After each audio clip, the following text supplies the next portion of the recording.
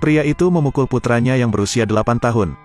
Setelah menonton, istrinya bertepuk tangan tanda setuju. Bahkan biarkan pria itu melanjutkan. Pria itu segera mematahkan leher putranya. Dan pria itu mengeluarkan gergaji mesin dan mengejar putranya. Alasan pasangan ini memperlakukan putra mereka seperti ini karena tempat ini adalah Sparta. Setiap kali seorang anak lahir, mereka disiksa dengan kejam. Apakah ini ibuku? Buka kancing bajumu. Aku mau minum susu. Ini terlihat seperti air liur, tapi membuangnya ke kuburan massal sama sekali tidak manusiawi. Anak-anak akan diadopsi oleh agen Smith. Hanya bayi yang lahir dengan janggut lebat dan tubuh berisi 8. Baru dianggap sebagai Spartan yang sempurna. Raja lahir dari surga. Saat ini yang lebih tua merasa puas. Akan ada segel di pantat bayi. Pelatihan harus dimulai sejak usia dini. Hanya Spartan terkuat yang bisa memimpin kerajaan. Jadi Leonidas untuk bisa berdiri. Atau baru saja akan dipukuli. Pada akhirnya, dia meninju dan mematahkan gigi tiruan neneknya. Setelah dewasa, Leonidas kembali dikirim ke pelatihan. Pelatih mengikat Leo ke kursi dan mengeluarkan makanan anjing. Setelah mengoleskan makanan ke titik terlemahnya, dia memanggil anjing itu. Leo diikat dan disiksa sampai mati. Jika Leo tampil baik dan lulus dengan lancar, kemudian dia dikirim ke Antartika. Untungnya, kekuatan fisik Spartan sangat kuat. Bahkan jika suhu Antartika turun hingga minus 200 derajat, masih aman. Leo lapar sekaligus kedinginan saat melihat hotdog. Tanpa pikir panjang dia mengambilnya. Ternyata hotdog sudah membeku. Dia sangat marah sehingga dia hanya ingin bersumpah. Kemudian Leo berjongkok lagi di tanah mencari makanan. Dia juga berubah menjadi mangsa spesies lain. Penguasa Antartika perlahan muncul dari hutan. Itu dimulai pada awalnya tetapi tanpa ampun diejek oleh Leo. Mengapa Raja Pinguin begitu marah? Itu langsung melompat dan terbang untuk menendang wajah Leo. Leo akhirnya menyingkirkannya. Pinguin itu akan menyerang. Namun tak disangka, karena sangat gemuk, tubuhnya tersangkut di celah-celah batu. Leo menyadari kesempatannya untuk melawan telah tiba. Dia dengan cepat memecahkan kotak kaca dan mengeluarkan senjatanya. Bunuh pinguin. Setelah pertempuran sengit ini, Leo telah membuktikan dirinya bahwa Anda adalah prajurit paling berani. Dia dimahkotai sesuai keinginannya. Para prajurit membungkuk di hadapannya. Dia memilih wanita yang paling cantik. Dan Leo baru saja memilih yang paling cantik dari semuanya. Segera bayi laki-laki lahir. Leo tidak pernah melupakan tugasnya sebagai seorang ayah. Ajari putra Anda sejak usia muda. Ayah dan anak sedang memupuk perasaan ketika duta besar Persia tiba-tiba berkunjung. Mereka datang untuk menyatakan perang terhadap Leo. Lalu berkata lagi, jika Leo menyerah maka orang-orang Sparta akan ditugaskan membangun piramida. Dan wanita adalah budak. Bahkan anak-anak bisa bekerja di pabrik yang eksploitatif. Utusan itu meyakinkan Leo jika dia pintar membiarkannya tertangkap. Jika tidak, jutaan tentara Persia akan meruntuhkan tempat ini besok. Leo berbalik sambil berpikir. Utusan sombong yang berani mencium ratu dengan paksa sama sekali mengabaikan Leo. Pada titik ini, Leo sangat marah. Apa-apaan? Bukan begitu. Dia yang mengambil inisiatif. Tempat ini adalah Sparta. Pria itu langsung menendang pembawa pesan ke dalam lubang hitam. Hanya karena beberapa menit yang lalu utusan itu menghina istrinya. Tentara pembawa pesan mau tidak mau melihat ke dalam lubang hitam. Leo juga dengan serius mengirim mereka bersamanya. Kemudian Leo menekan tombol yang mendorong mereka ke dalam lubang hitam. Begitu saja mereka seperti sampah dan hanyut. Sparta kali ini bisa dilihat sedang berhadapan dengan Persia. Rencananya adalah untuk berjuang sampai akhir. Jadi Leo memberi perintah kepada kapten. Pilih 300 petinju paling heroik di negara ini untuk mempersiapkan konfrontasi ini.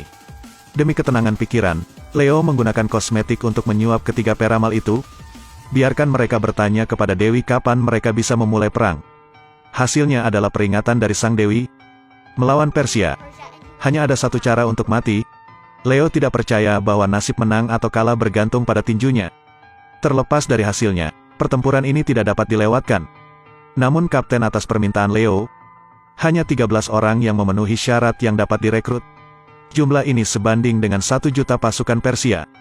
Lawan dapat dengan mudah mengalahkan mereka. Menyingkir, mereka harus menggambar perut untuk menyamarkan. Leo sedang mengerjakan rencananya ketika tiba-tiba seorang pengkhianat muncul. Dia diam-diam mengirim SMS ke Persia. Semuanya siap dengan sangat cepat. Prajurit Spartan pergi ke medan perang. Begitu mereka sampai di celah mata air panas, orang Persia yang telah diberitahu sebelumnya berdiri di sana. Suasana menjadi serius. Menghadapi provokasi Persia, Fatih memimpin dan menyerang ke depan.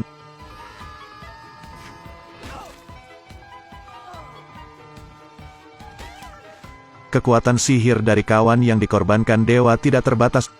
Benar saja, mobil belum dinyalakan. Tapi itu tidak mempengaruhi Sparta. Segera mereka bergegas masuk dengan gerakan yang sangat sulit.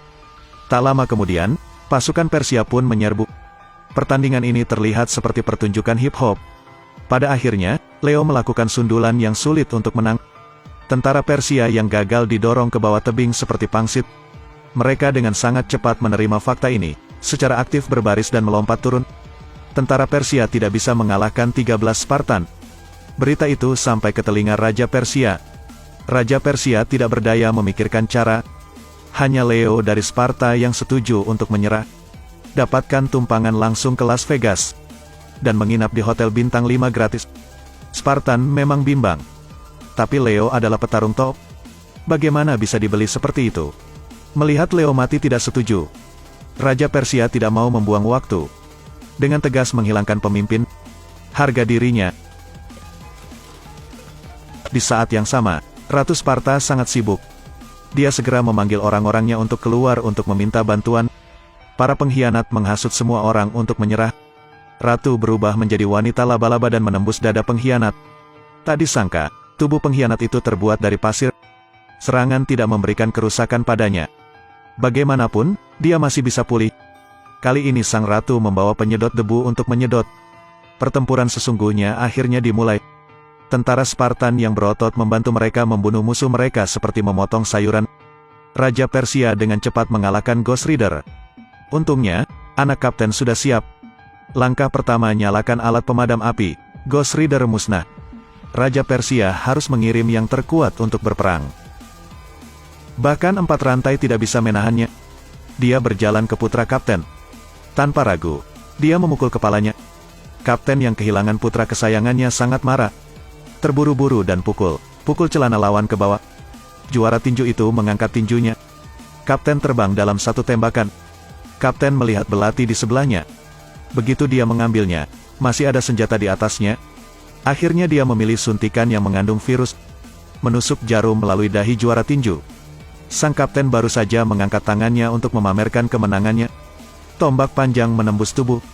Melihat itu, Leo benar-benar bingung, masuk ke dalam game dan berubah menjadi Grand Theft Auto. 2 tangan 2 senjata diarahkan ke musuh. Raja Persia panik dan segera melarikan diri. Secara tidak sengaja jatuh ke tanah. Secara kebetulan, bongkahan logam yang jatuh ke tanah menghantarkan listrik. Jadi dia segera berubah. Robot setinggi 5 meter melangkah maju. Tentara Spartan mendekat.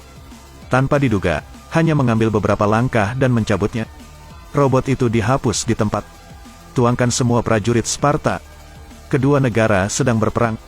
Drama film harus seperti itu.